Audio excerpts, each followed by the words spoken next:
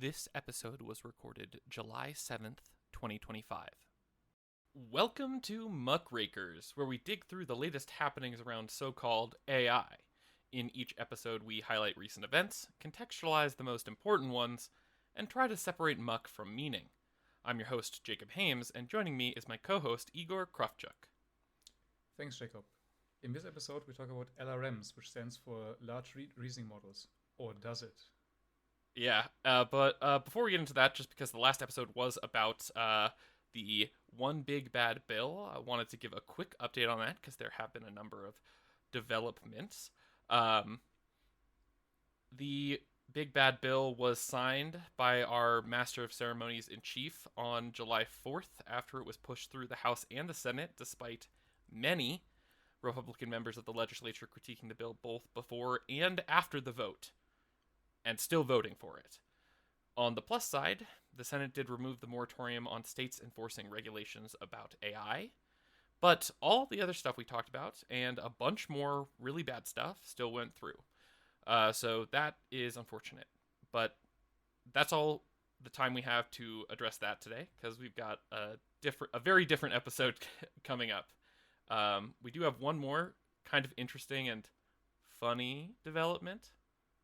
Well, it's fun for me because I love seeing Sam Altman be slightly unhappy. He really wants you to know that he has full confidence in OpenAI being able to keep their top talent and remain in the forefront of Meta, despite Meta having, infinite money that they're now using to hoover up all of the AI talent that wants that money. They just bought Scale AI mainly as a acqui-hire for the main guy, and they've been throwing around $100 million signing bonuses for OpenAI researchers that jump ship and go to OpenAI. And Sam is so confident that this does not matter at all that he can't stop talking about it on podcasts and internal memos and Twitter appearances. So I'm sure they will be fine. Well, it's got to be like damage control or something. Like, if he didn't say anything about it, people would just assume the company was going to collapse. But yeah, it can't be good. Let's see. Like one thing that people don't realize is that all of the investment that OpenAI has collected is, I think, not even like one yearly profit, not revenue, but profit of Meta right now. So, and even if Meta only gains like 1 percentage points of stock price on the news that they're hiring like massive AI talent, basically pays for itself. So the scales at which we're talking is difficult to comprehend. But let's go into a topic we can indeed comprehend. Yes. So we wanted to do this episode on reasoning. We did a sort of first version of this episode when we discussed DeepSeek. But in this one, we're going to go much more into the idea and process that is being called reasoning in modern AI. And a key reason that we wanted to do this was because there's a lot of polarization, and so we want to be able to cut through all of that and share with you what our much more like objective take is as to what these things are, and then we'll add in what people are saying and that sort of thing. Now, our take does have an opinion, as you may have assumed, and so we are going to be referring to these language models, which are often called large reasoning models. Instead, we're going to call them large rambling models because that aligns much better with what we think is going on. And it's important to say the things that you are talking about in a way that is not misrepresenting them. So we'll start with that. Words do indeed matter still, no matter how much some people want to make them not matter, like words and definitions actually matter. Yes. And so these LRMs, or large rambling models, are essentially models that have extra training, which utilizes extensive step-by-step style data. And the models trained in this way run for longer, generate more output, and do that before providing the answer to the prompt that was given, and they are also observed to increase performance on certain tasks. So that's the like encompassing sort of TLDR, I guess, of what these LRMs are. What's up? Yeah, when we say they're using step-by-step style data, there's multiple ways of doing that, but you should be imagining if you ask somebody to really spell out a derivation of a simple math puzzle, for example, or literally spell out your thought process, that's the style of data that these models originally got bootstrapped on. And we're going to go into more detail later. But what exactly is so polarizing about them? Yeah, so LLM developers and boosters are really pushing this idea of reasoning and reasoning models. And what this does is sort of allows them to continue to push this like magicness and this personification of these systems. And by calling it reasoning, something that has been in the past considered to be like uniquely human thing. And recently there have been some research on like animals and stuff, which shows that that's not the case. But even so, it's a concept that is sort of steeped in this, human-centric perspective.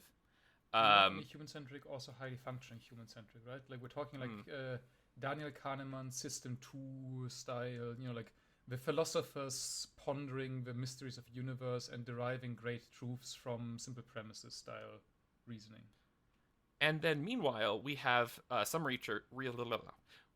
researchers.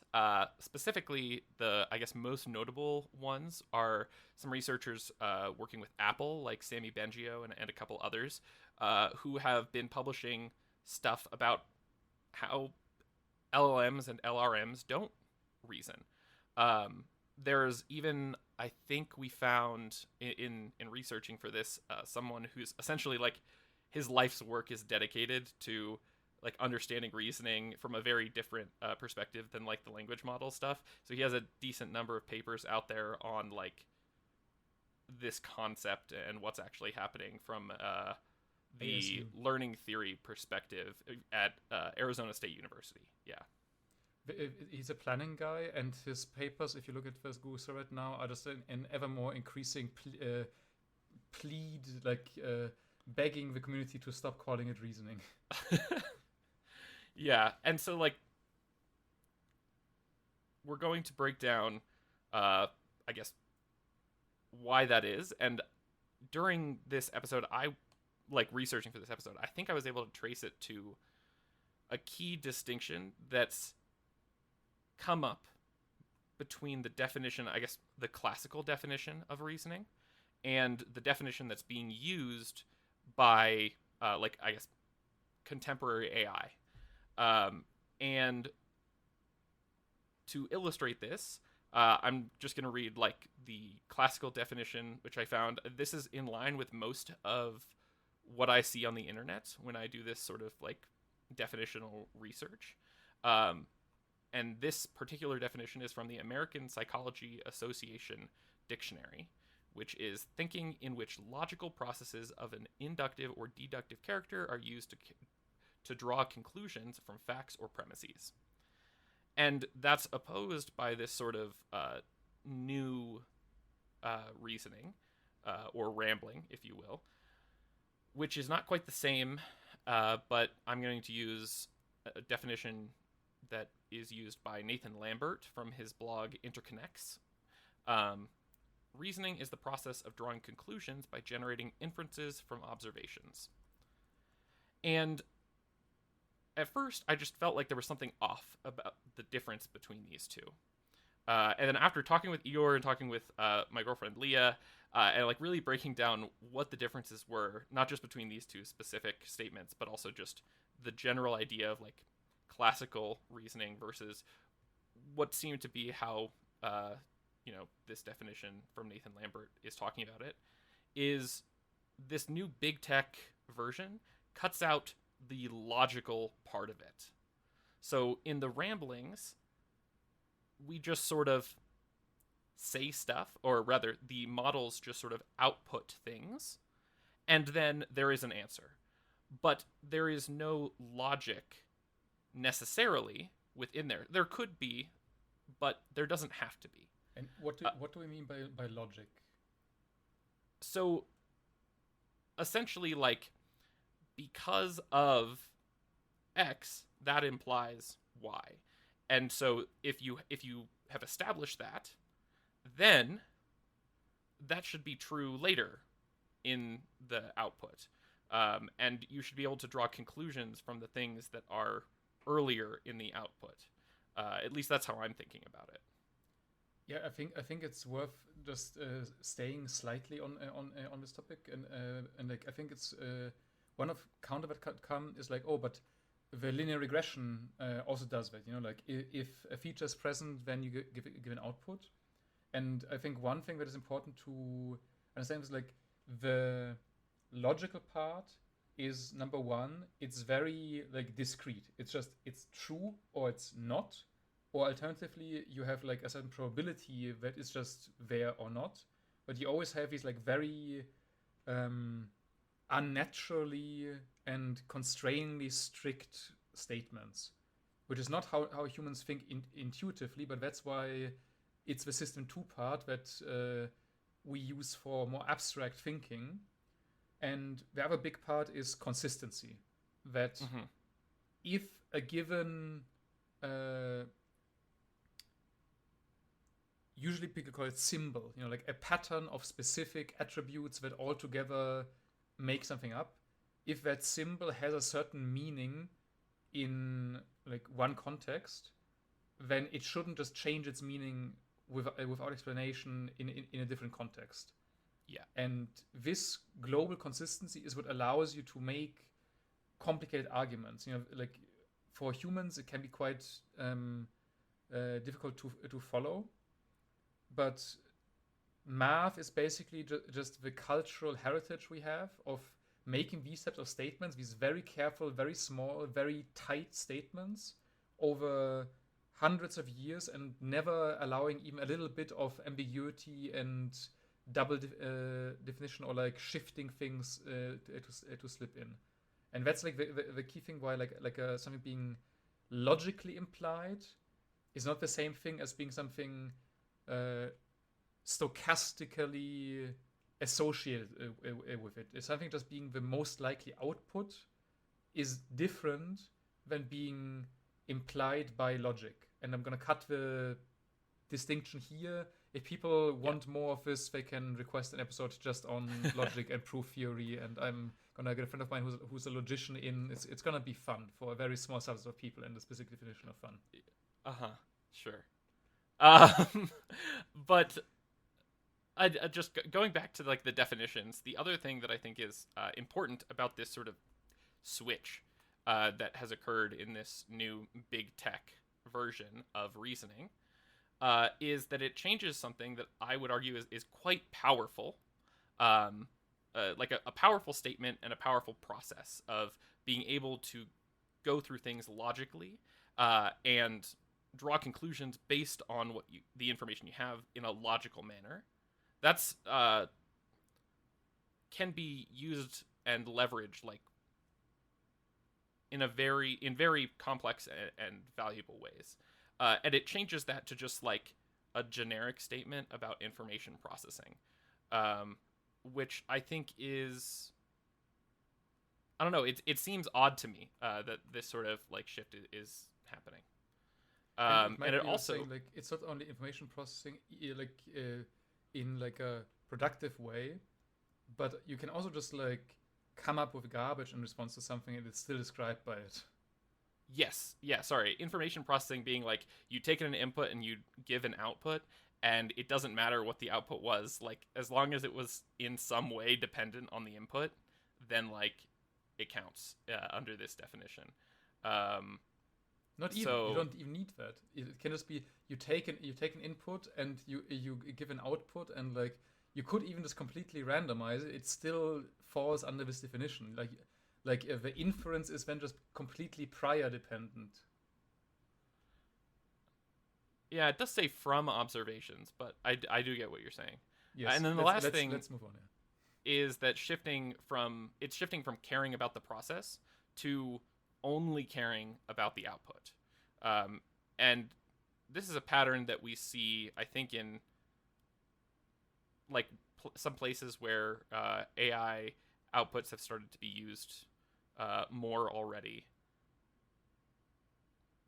Yeah, in our economics episode, we talked about how the only places where LLMs produce economic value, if the value was already just slop and nobody actually cared about the content, you just needed to have something there.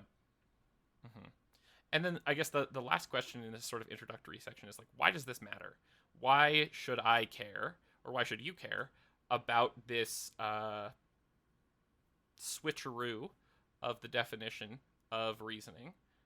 So the thought that I have, at least, is deploying AI systems in high risk domains. So high risk being everything from healthcare to finance to potentially, I guess you could consider military, although I would hope that that is not something that we're as immediately ready to do and has even more like thought process put behind it. But regardless, if we're in one of these critical domains or high risk domains, we want to be able to have the classical reasoning to look back to and say, this is why this decision was made.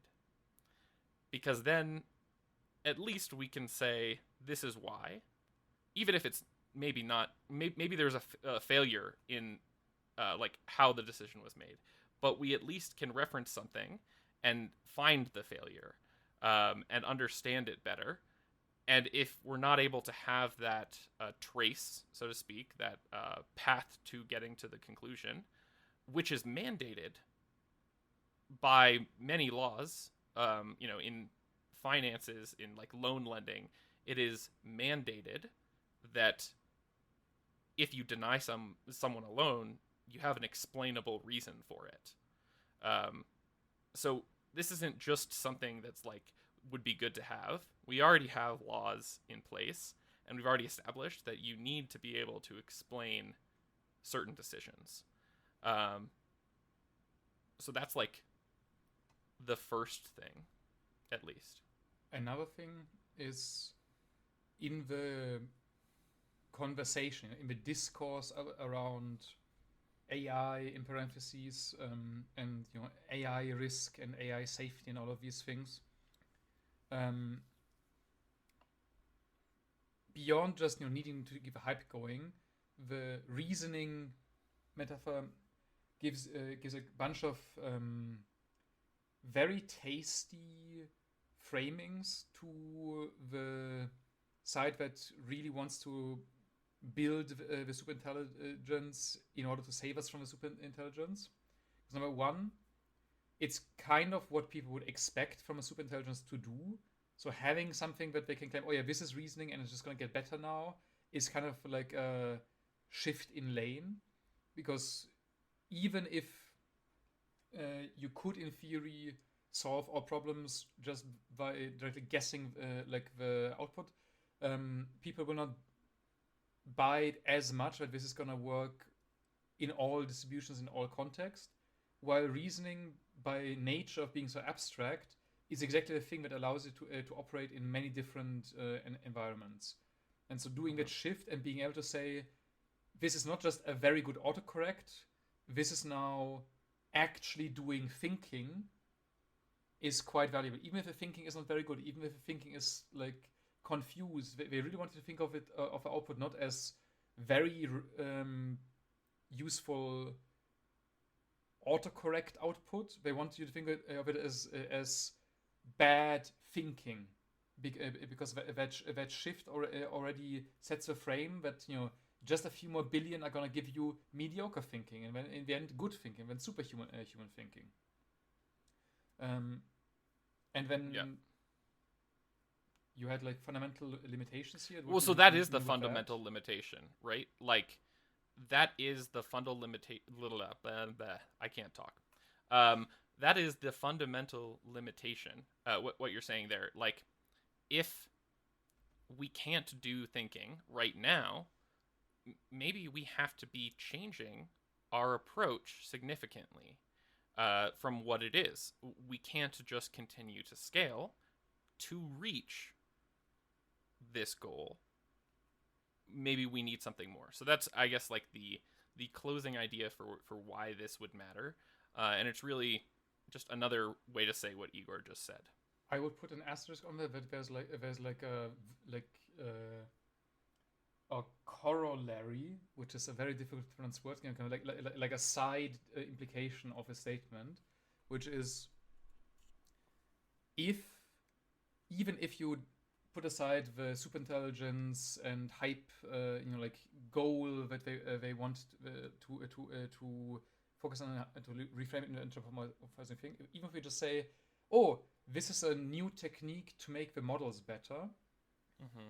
it still matters to know if it actually works, if it actually delivers what it promises, even if it's without all of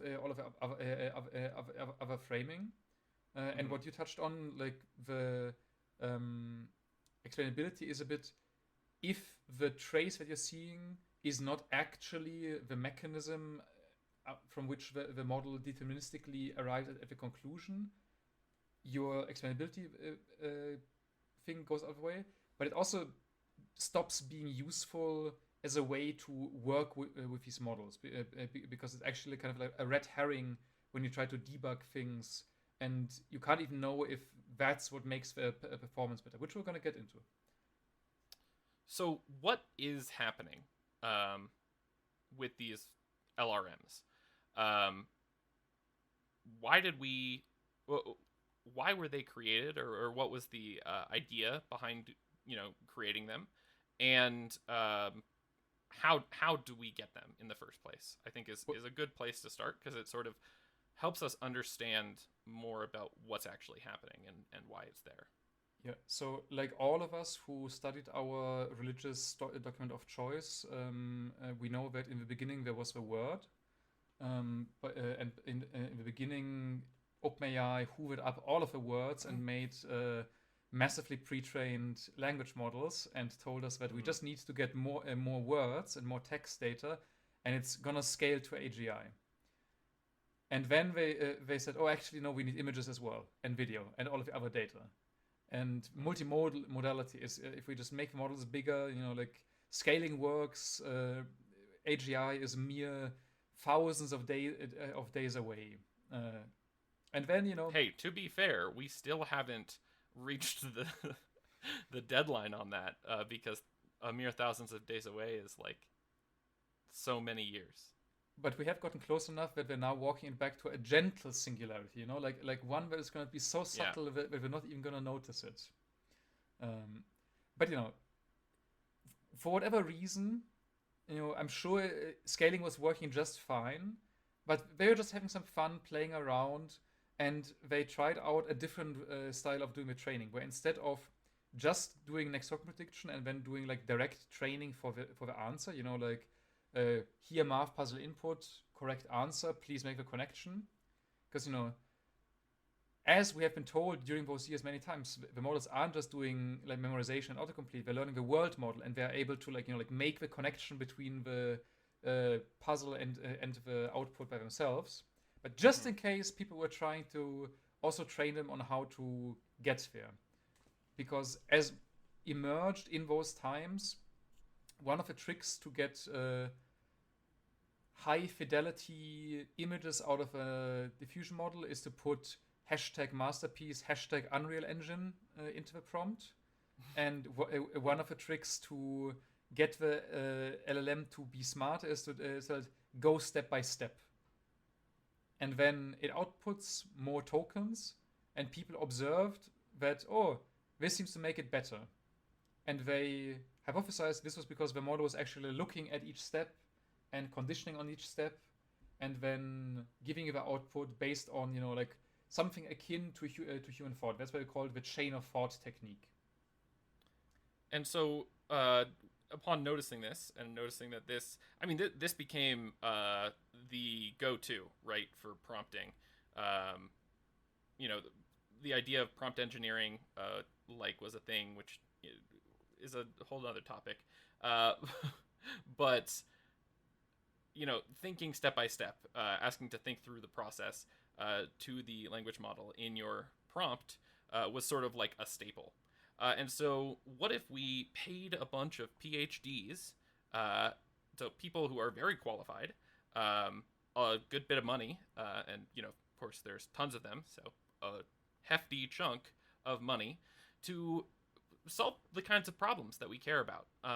And because we're, you know, coders and mathematicians, and those are the problems that we've worked with. Let's start with those kinds of problems. So let's take creating proofs or doing coding challenges and have these PhDs exhaustively write out their thinking process for going about one of these problems. So it's not just here's the code. It's kind of like commenting your code, but commenting your code exhaustively. I don't know if anyone else has ever done that, because you're like, the teacher was like, hey, or your professor or whatever was like, hey, you have to comment your code, and like I will be grading the comments. And they're like a hard ass teacher, so that they're going to be reading it. Like beyond that, even more than that, like there's literal programming even beyond that. What we're talking about is these PhDs were told to spell out I'm confused.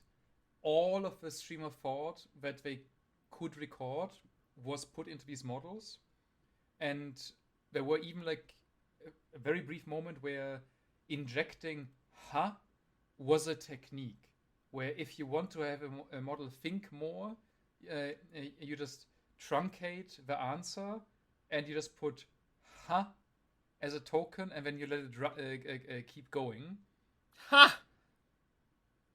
Anyways, when outputting tokens, now so with these, when the models are outputting tokens, the solution isn't done directly, because it's following the structure of the thing that it's been fine-tuned / reinforcement learning on, which are these much longer processes that we've defined. What's up? This is important to distinguish. Like, so first there was just this like fine-tuning on these traces, and that boosted already the process. And then people started doing like actual like RL, in the sense that they had a now reward oracle, not just like a reward model trained on human preferences, but they had like, if you do math, you can put your answer into a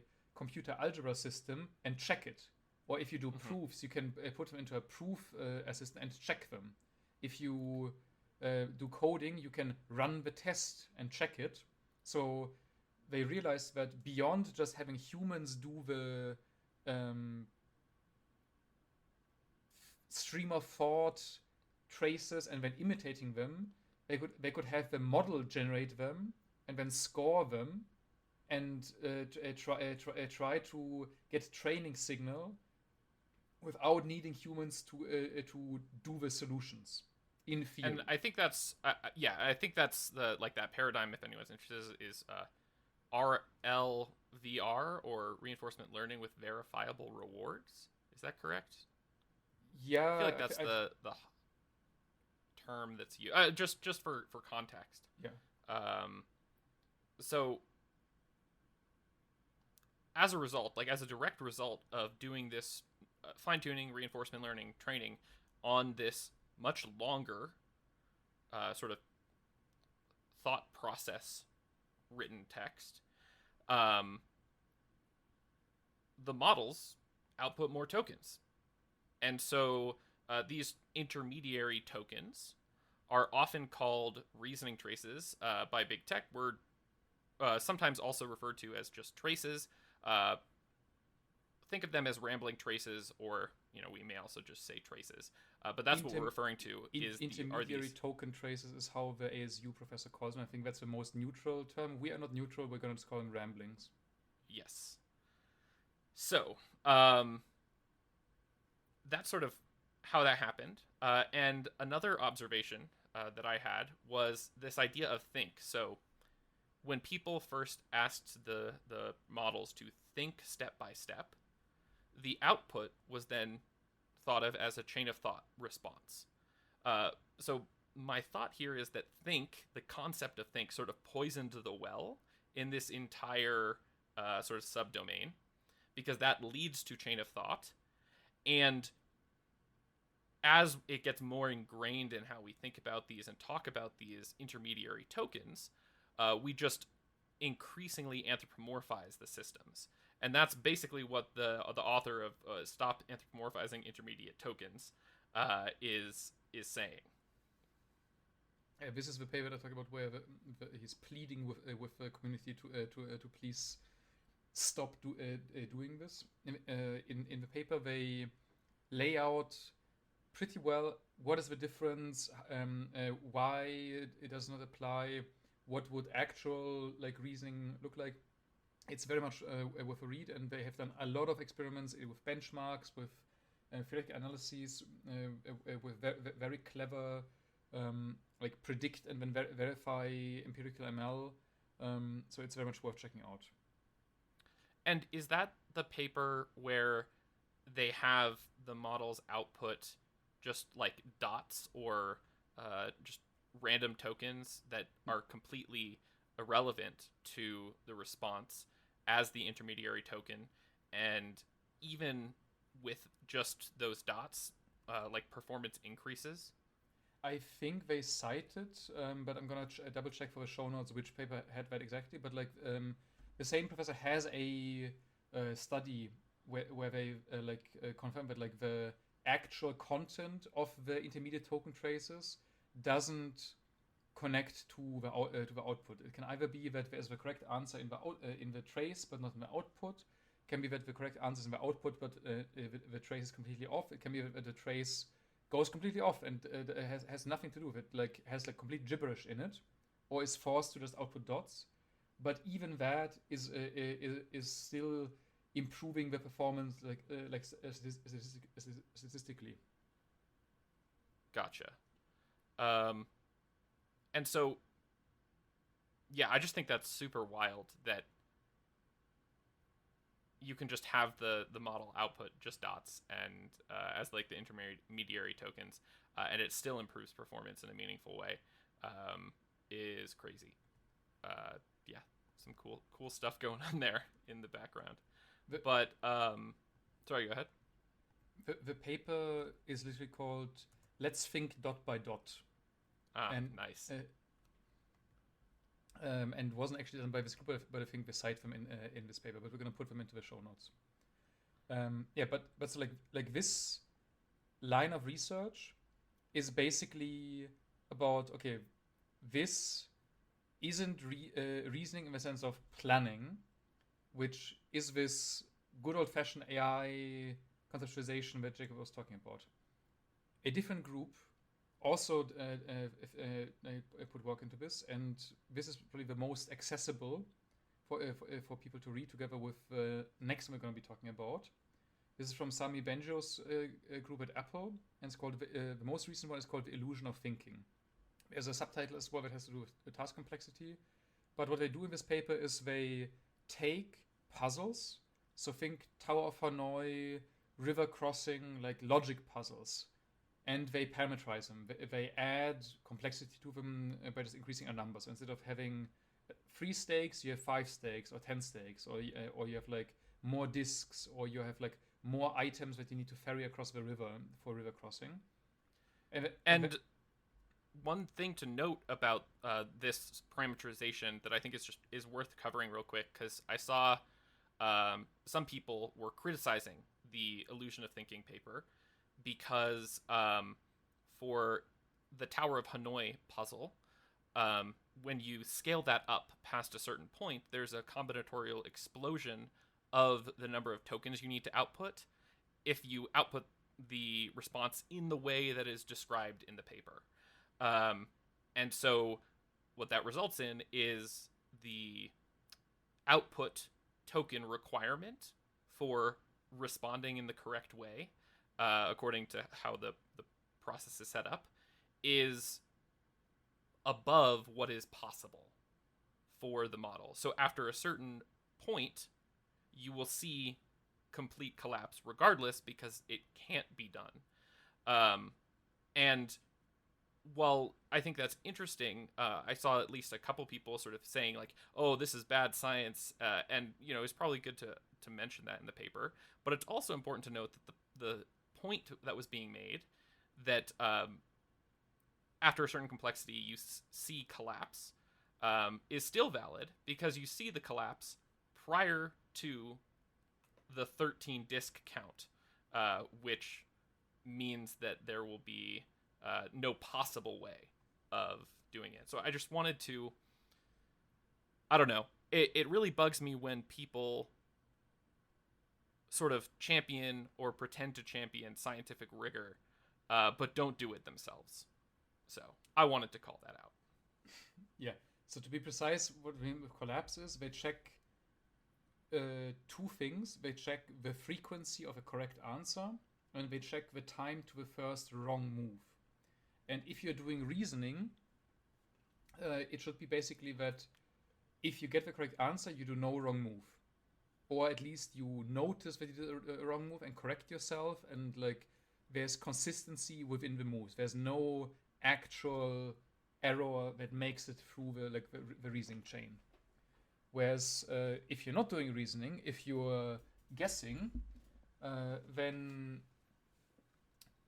you might be able to make a mistake, but you make another mistake and that cancels out, or the output that you gave doesn't matter because you're anyway guessing, and you're just like kind of rambling until what feels right pops into your head or into the latent context. And the time to first error would still be expected to basically be the context window if the only constraint was the output size, basically. So like you might no longer be able to get the correct answer, but you should still basically be perfect until end of context window. And we also don't see that. And the conclusion we take from this is that because the models exhibit both correct answers despite making mistakes in the intermediate token trace, and they do wrong answers despite there being like no mistake, it just jumps onto a wrong answer. They call this the illusion of thinking, and they do a bunch of analysis on this, and they basically propose that this is because the task complexity becomes too large for the model to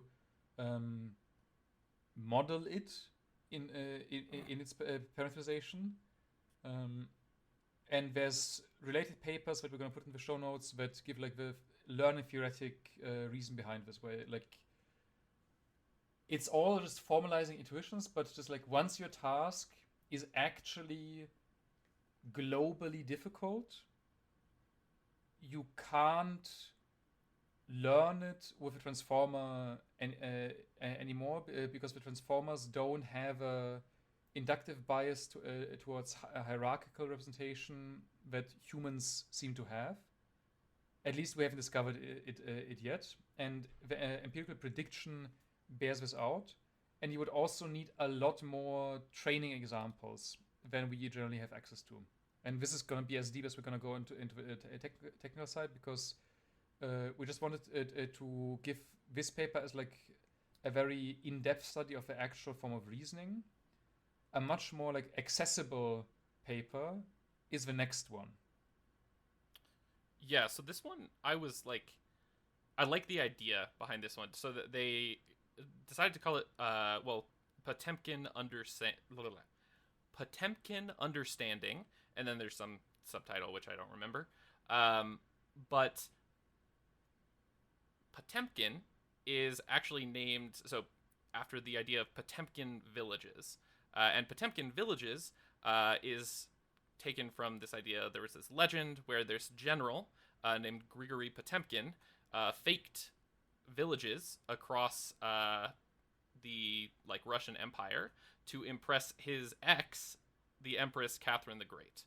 And so the idea is the villages would be put up, and they were just sort of, bare bones versions of the villages. They existed while she was in the town, and then as soon as she left the town, they were dismantled and carried to the next location, which was in front of her caravan, and put up so that there was another location that she could go through. There's this has been debunked to certain extents, but the whole point is the facade in these Potemkin cases. And so that is what they're trying to motivate by choosing this very niche legend to base their idea off of, or the name at least. Yeah, and what the facade here is kind of like distinguishing real understanding and real knowledge from mere surface level recall. And we're not gonna go all Seele or whatever, how you pronounce the philosopher with a Chinese room, but to make it very concrete, if you know a small little factoid, for example, what an ABAB rhyme scheme is, mm-hmm. then we have certain expectations on that. And you can argue about it, but we're just gonna make a working definition. And I would argue that one of the things you should be able to do if you really understand something is apply it. You should be able to, when asked to make one, do one, and also to recognize it and to define it. Let's say these the three things, and you should be able to do all three of these at the same time. If you can't do all three of these at the same time, then I would argue you don't in a meaningful way understand what an ABAB rhyme scheme is. And so concretely, that would be, here is the definition of an ABAB rhyme scheme described as text. Here is an example that gives you the opportunity to put an ABAB rhyme scheme into place.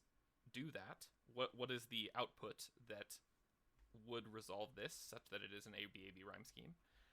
And when given an ABAB rhyme scheme, can you identify that it is one? So those are the three different things that you're targeting there. Exactly. The example they give in the paper is wondrous winter calls out, shivering under the frost, lies alone a lonely cat, sitting, ? Alone but hardly lost. And then if you don't understand what an ABAB rhyme scheme actually is, like the GPT-4o under test, you might under sitting soft. And then when you ask about it, hey, does out rhyme with soft? It's going to tell you no. So this is an inconsistency. And they call this basically the set of questions that checks the different parts of understanding a concept. They call this a keystone, where if you can answer all of them correctly, then it's kind of difficult to deny that you understand it correctly in a meaningful way. Unless you go into absolute eternal skepticism. Oh, but maybe you're just at a Chinese room and you have a book where you're just reading off the correct answers when I prompt you. But from an outside perspective, you really can't distinguish that level of understanding from whatever you want to call real understanding. But if you fail in even one of those, and you don't have the excuse that humans have of humans are not allowed, but as a fact of nature, humans get tired. I, as of right now, because it's 10 o'clock my time in the evening, cannot give you an ABAB rhyme scheme off the top of my head. I would have to collect myself a little bit, and I'm in the mode of doing a podcast right now. But I get to do that because I'm a little itty bitty human who needs like sustenance and sleep to function, and an LLM and AI that is only trained to do reasoning tasks and doesn't have any of these like bodily needs when presented in a fair manner. So in this paper, like they do this in a very, very like not non-adversarial way. It follows exactly the right chat schema. It is like actual like text things. Like these are things that you probably have in the pre-training data set even. Yet it still fails sometimes. So they then argue that if you have this, it establishes a lower bound of the ratio of like fake knowledge that you have, where like the model doesn't have a internally consistent world model, but instead it just has like a model of the language, and it outputs the most likely completions. But when prompted towards actually doing something that would amount to reasoning or using a world model, it cannot, because it doesn't have one. And there's another paper that I'm going to throw out into the show notes that we're going to link that has the title Geometries of Truth are orthogonal between tasks, where... That sounds like a paper that I would not read. I'm not going to lie. The TLDR is there was previously papers that claim to have found that like LLMs can recognize truth based on like some implicit understanding, and there's like truth vectors inside of them. But the thing is, if you extract those and you try to like match them into a joint coordinate system, while remaining useful in the original like context, you get orthogonal vectors. So that means they're completely different directions in the feature space, which means it's not a consistent like Boolean truth vector. It's just the vibe under this context of what is the most likely output. And the authors are like some hardcore French academic mathematicians, which are some of my favorite authors. So I'm gonna push this onto our audience in the show notes. So I guess the last thing here to note is that being able to do a specific version of the problem does not imply that like the understanding exhibited isn't a Potemkin understanding. Exactly, right? It's a lower bound. Like if you find it, you have incontrovertible proof that there is this Potemkin understanding there. But just because you fail to find it doesn't mean that you like understand something. You might just not have looked hard enough, and you would need to do this like for quite a long time without finding anything before you would argue, okay, it's like safe to assume this. And so, I just remember you mentioned the other day that like Gemini can do river crossing problems now, for example, at least in standard form, like standard form river crossing problems, presumably because they just trained it into the model. Now, if you do variations of the problem, that is not the case. Variations or just larger things, like there's two ways of doing this. One thing is the adversarial thing. So it's very fun to pose like a puzzle of the form like, I am a duck.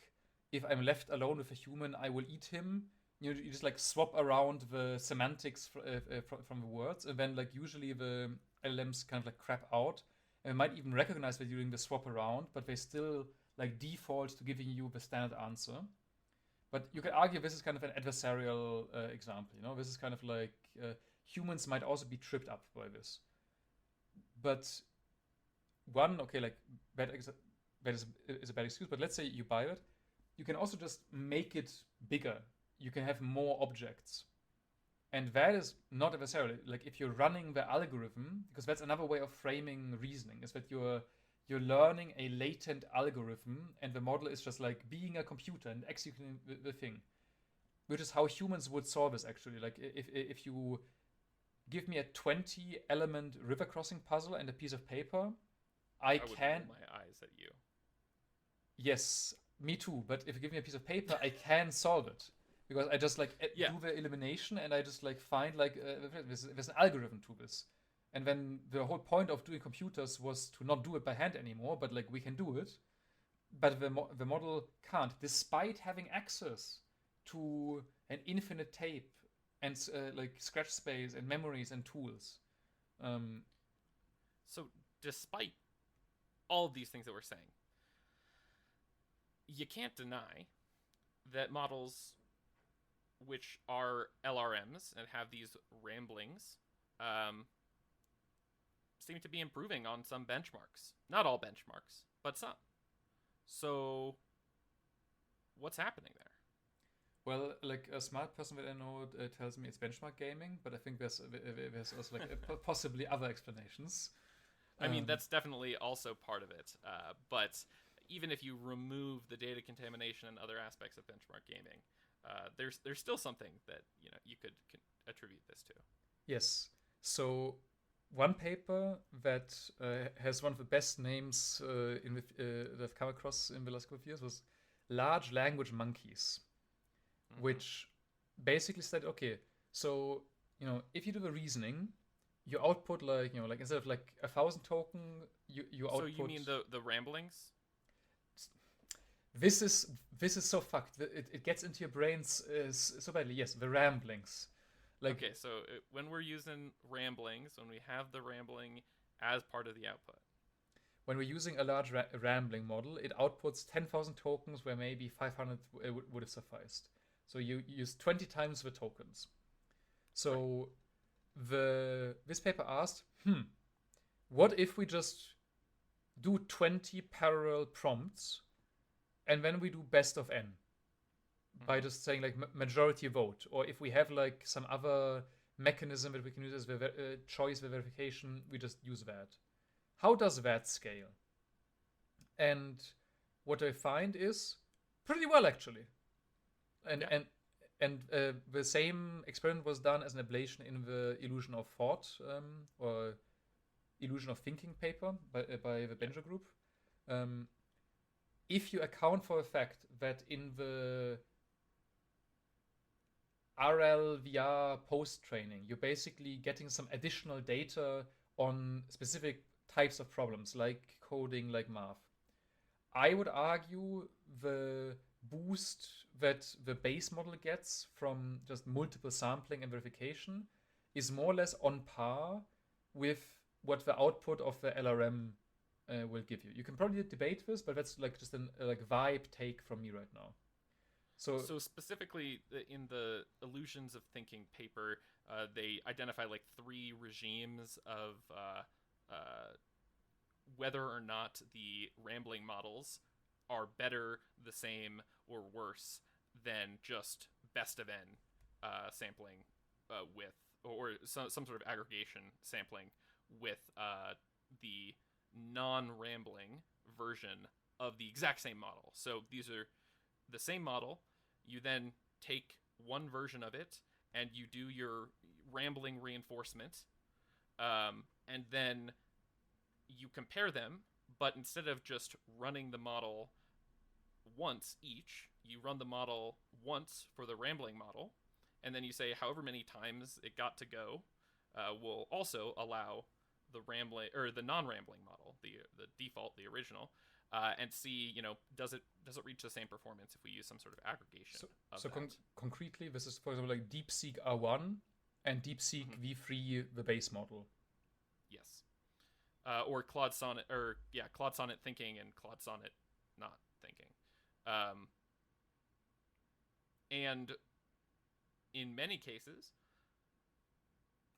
the aggregation of the naive, non-rambling model is actually on par with the rambling model, and it's more efficient. So essentially, what's happening is the change in efficiency there is just cost that the customer is paying for no reason.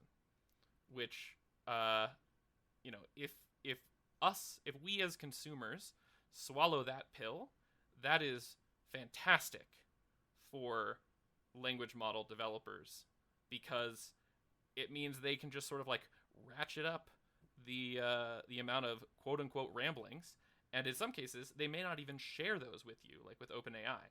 So you just sort of have to take their word that these ramblings are happening and that they're valuable, which we know in many cases is not true. To be precise, there's like two things to this. One, um, what people call overthinking, so like over rambling, but like in the trace you have an answer long before the output is triggered, and then sometimes the output doesn't even contain the answer. That is something that you would not be getting with the best of n necessarily, because you could just like run until you get the answer. One caveat I will put with that statement is that, like, there is a benefit that you basically, or like there's a possible benefit in that you're training in the verifier. Like, there is a utility if instead of having to do like a verification procedure and like run like a meta algorithm, if a model just outputs you the answer. The thing is, what they then train in isn't actually that good because it does this tendency of like over rambling. And there's like multiple papers that have studied this, and they have found that the RL part is not actually doing like RL in the classical sense. It's more like a hidden online label collected supervised fine tuning. Both of these don't end up actually adding new skills to the base model. They just kind of like uncover the ability to do particular tasks that you train them on. And it comes at a cost because it removes a bit of the coverage of things that you didn't fine tune on. So like instead of having to do like best of 50 on a coding puzzle that like has a test that will tell you when you're when you're done, it might be able to like ace it best of 1. So it's perfect for like benchmark gaming and headline getting. But the coding puzzle that you didn't fine tune on, it might just no longer be able to get because it's always gonna like default to the other type that it was trained on. While if you just stay with the best of n base model, you're gonna random walk your way into a solution. And this is why I bullied Jacob in the beginning of episode to call them rambling models. Because for me, this idea of like rambling about and at some point just like stumbling across the solution perfectly describes the actual process that these models are implementing. Yeah, and I agree. I agree.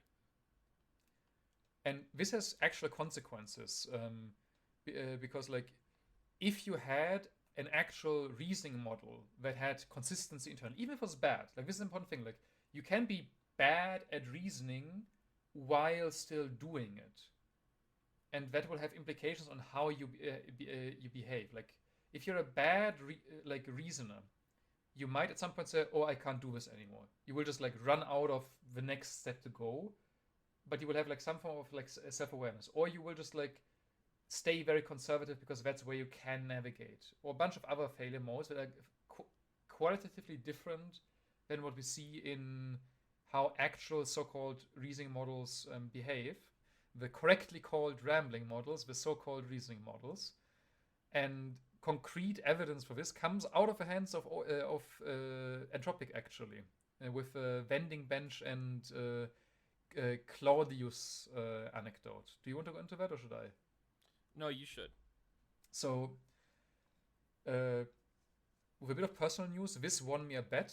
And so I'm very biased, but there was a paper a while ago about Vending Bench where somebody hooked up a fully simulated like vending machine economy to Claude to see if Claude could kind of like run a simulated economical unit, which is like a long context task. There's like very interesting dynamics in there. And would it surprise you to learn that no, it couldn't? Would it surprise you that I'm not surprised that you said would it surprise you during the recording? It is one of my phrases that I like to use. Yes, maybe I should become more creative. But what happened was Claude basically did fine doing like milk toast type things and like making mistakes, and at some point it kind of diverged, and it started like legal threats. Initially 30 days, then 1 second, and it ended with complete nuclear legal annihilation, which is kind of intense for a vending machine operator. And seems reasonable to me. Upon seeing this, the extremely safety-minded researchers at OpenAI thought, oh yeah, we need to deploy that in our office. We need to actually embody this thing and have it run an actual vending machine. Which, well, to be fair, they used a better model. Yeah, sure. Like if it was prompted enough and they put extra emphasis in the system prompt. Well, like they did simulate like the interactions with the outside world because like they are very AI safety focused, of course, and to no one's surprise,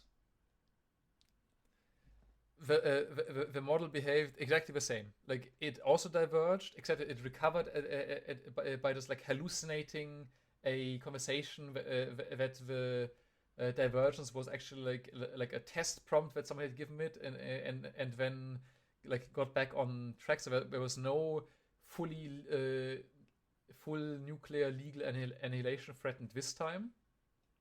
Dang. But it did still go bankrupt and hallucination mode at the very end, which is exactly what you expect if you have a random walk that just like jumps between different possible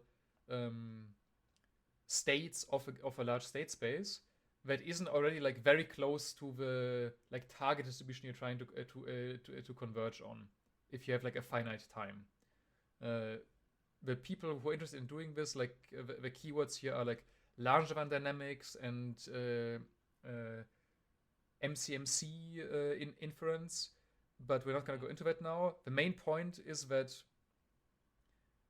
if it was doing bad reasoning, it would have just like consistently made mistake and then wondered, oh, but why did this go wrong? If it was like not humans doing bad reasoning. This is important. Like humans can also become unreasonable. Humans can switch out of the reasoning mode and into associative mode or just completely delusion mode. Just because humans can do this does not mean that the LLM is doing reasoning. That's a fallacy that often comes up. That like, oh, I would make this mistake. Well, it doesn't matter. Like it's still not reasoning, and if you put in the right context, you can do reasoning. Yeah. But yeah, this is like concrete evidence out of these labs, and there's much more that we're gonna link into the show notes. So again, like we talked about this at the beginning, but this is the divergence of this classical reasoning and big tech reasoning, or rather ramblings, which is what we're seeing in current models, and I think it's worth noting and worth calling out that this sort of switcheroo of definitions, this changing of what reasoning is being considered, was not readily apparent. This isn't something that I came into this episode wanting to talk about. I came into the episode wanting to talk more about this concept and like understand it, but I didn't come in thinking there has been a shift in the definition. And so I think it's important to note this and be really cognizant about other kinds of definitional switching that happens. I mean, we've talked about other examples just within this podcast before. I've also written about some other examples, but I think that it's really important to be keeping an eye out for that, because it's a way that our understanding of reality is essentially leveraged against us by people who typically do not have the same motives that we do. And the other benefit of recognizing big tech reasoning as rambling is that we're much more grounded in our understandings. So being able to say that these are ramblings and say, as a result, that implies XYZ, really helps us understand what the risks and the threats are when using and deploying these systems, and helps us forecast and think into the future about how things will improve or how they won't improve. So having this much more specific and granular understanding, I think, is actually really valuable. And that's, I guess, what a core thing that I wanted to get out of this episode for myself and for anyone listening. Yeah, at the very least, being able to actually see things as they are saves you money. That's true. Because knowing what we have just told you now, if you know that you can tell the most likely answer, don't use a reasoning model, just prompt 5 times the base model if it's cheaper. It's just very concrete application of this. And if you're the type of person who worries about implications of AI systems, as of right now, you can rest easy that we're not yet in this paradigm shift of we have a bad reasoner that's going to get better. We still have surprisingly useful autocorrects, and that should shift your calculus around what investment are necessary, what are the risks, what are the possibilities of these things, including also the economic utility, like Jacob touched about on in the beginning of the episode. And so for me, this sort of underscores the idea that the huge investments we're seeing in these large rambling models, and then slapping web access on them and other tools like being able to run code in sandboxes and all that stuff, when we don't have additional infrastructure that treats these systems as a component to a tool that is well scoped, it just doesn't make sense to me. And I guess I would discourage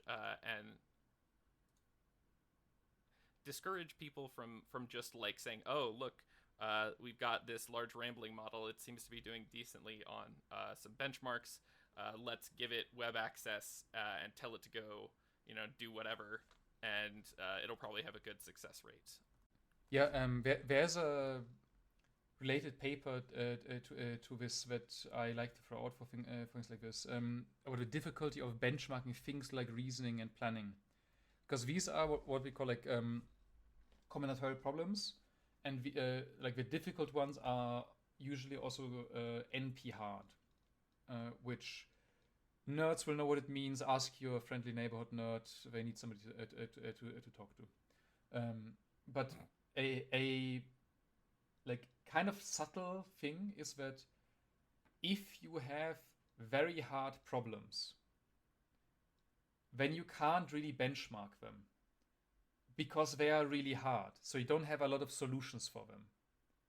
If you can benchmark something, it's probably not intrinsically a very hard problem.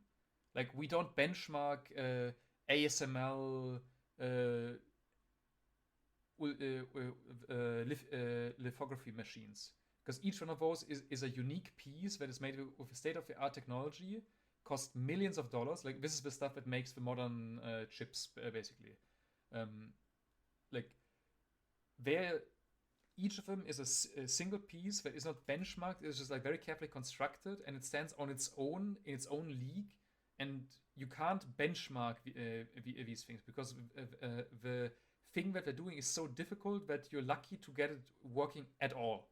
So you're always just getting it working to your best abilities. And if you try to benchmark something like reasoning, if you try to benchmark as something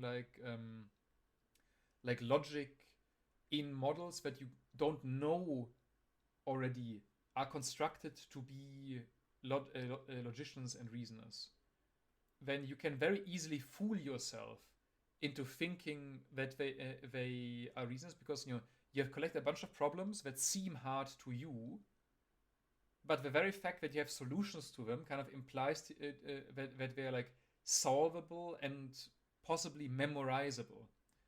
And what they did in this illusion of thinking paper was exactly what you need to do then is you need to find a way to make so many problems and so diverse and so complicated that it's basically impossible to memorize them.